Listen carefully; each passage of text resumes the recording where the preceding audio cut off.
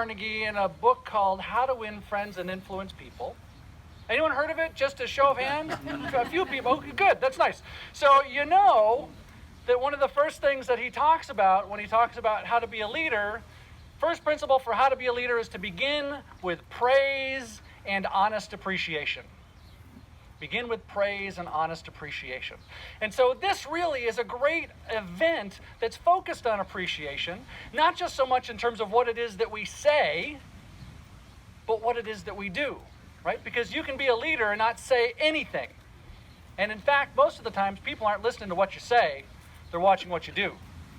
We just saw a little example of that, right? I said nothing, and we all had a great musical experience. Or maybe not a great musical experience, but we had a musical experience of some sort. So it's really all about beginning with praise and honest appreciation. So several years ago, I was asked to do a training program in the afternoon for a division of GE. And they had their senior team there to work on some strategic stuff. They wanted me to talk about creativity and innovation to sort of get them kicked off in the afternoon. But in the morning, they decided that they were going to go skiing. And they were nice enough to invite me. I love that because I love skiing and I don't like paying for things. So thank you for the free food and drink, by the way.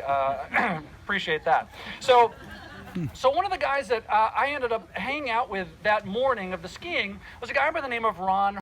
And I had gotten in late last night. My flight was delayed. And so I got in late, and I had just met a whole bunch of the team. As they were leaving dinner, I was coming in, and it's like, I'm introducing everybody.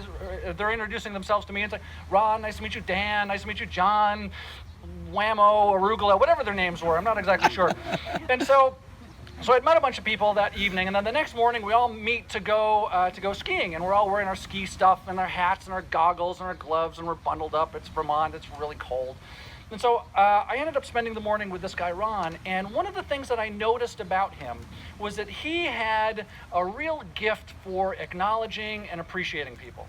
So whether it was the shuttle bus driver who took us to the ski resort, or the person who fitted us for rental skis, or the lift operators, he was just always genuinely, honestly appreciating them for what they did, whether it was the care of how they're driving on the icy roads, or the care to make sure that we got the right, tension on the skis so no one broke their leg, all of those things. Now, that was really interesting. And I just thought, well, here's a guy who's got some skills and I can learn from this. And what I didn't know at the time, but I learned once we started the program, is that this guy was the CEO of the division. He was the president and CEO of a division of GE that was going to be spun down in about 2 years.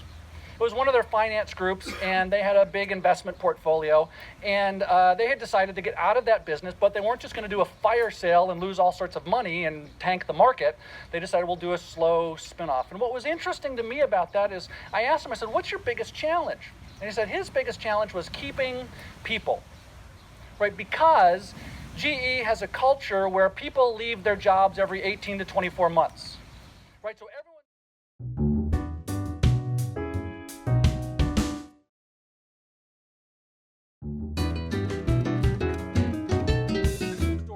right, so I want to start with a story, and this has nothing to do with healthcare whatsoever. In fact, it's probably the opposite of healthcare. So several years ago, I was doing some work with two companies. One had acquired the other, and they were a company that manufactured cookies and crackers, right? So I won't say which one, so to protect the innocent. Sorry, I took a bite of it. I got hungry before I took this picture. So one company had acquired the other, and so I was facilitating, moderating, mediating, you might say, a conversation between the management from the acquiring company and the company that was being acquired, right? And so there was a little bit of hostility and anxiety and nervousness, as you might imagine, right? And so there's a Q&A session, and they're asking questions, and it's the kind of questions that you would expect in terms of, are you going to close our office? Do we all have to move to Chicago, et cetera, et cetera? And then finally somebody stood up and said, the old regime, we were empowered. We were empowered to get stuff done. Now that your company owns us, are we still empowered? And there was one of those palpable moments in the room where everyone just like, oh, did he really ask that question? Yes, he did. And so the vice president, who was there from the acquiring company, I will never forget the response. I thought it was pretty impressive. And so he started to say, you know what? He says, it depends on what you mean by empowerment. If to you, what empowerment means is doing whatever the heck you want, then no, you're not empowered. Because that's not empowerment, that's anarchy.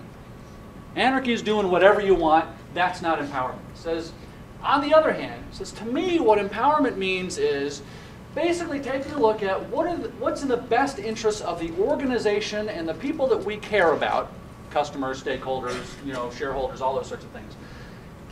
And if you've got a better idea for how to do something, I expect you to go to management and say, hey, this is something that we should be doing. We need to institute this. Okay, nothing new there, right? It says, and if we say no, it's probably because we don't understand it.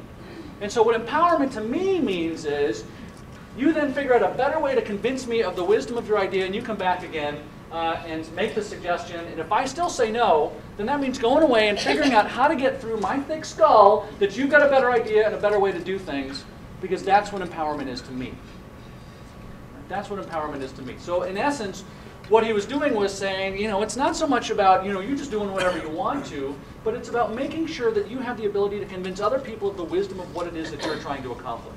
Right? And if I don't get it as a senior leader, then the empowerment, the responsibility really falls on you to make something happen.